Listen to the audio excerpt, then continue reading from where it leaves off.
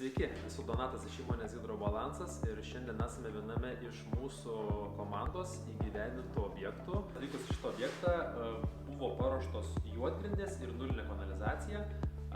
Mes savo ruoštų atlikome polistirolo klojimo, termoizoliacinės plėvelės klojimo, vandentiekio po grindimis išvedžiojimą ir būtent šildomų grindų įrengimo darbus.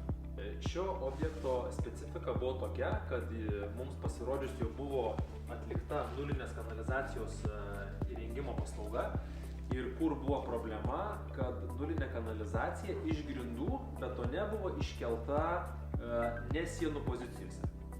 Tai reiškia, kad prieš tai buvę meistrai nepataikė būsimų sienų ir šitoje vietoje, jeigu mes turim vonios sieną, vamzdis būtų buvęs štai čia, tai išlindęs praktiškai kambario patalpoje. Tai su to susitvarkė.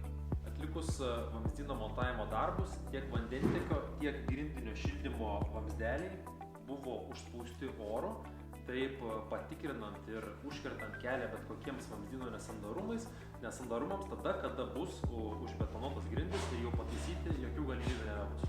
Mūsų komanda taip pat atliko kai kuriuos kondicionavimo sistemos paruošimo darbus, būtent paruošant komunikacijas, kondicionierių montavimai, nepriklausomai nuo to, klientas įsirengęs namą statys kondicionierių, ar tai atidės vėlesniam laikui, visos komunikacijos yra paruoštos, kad tą būtų galima padaryti bet kada jau namas yra pilnumoje gyvenamas. Esame tam, kad jums nereikėtų rūpintis dėl kiauro vamzdžio, užsikišusios kanalizacijos ar prasto vandens po 10 ar 15 metų savo namuose, o galėtumėte džiaugtis jaukiais, ramiais ir šiltais namais.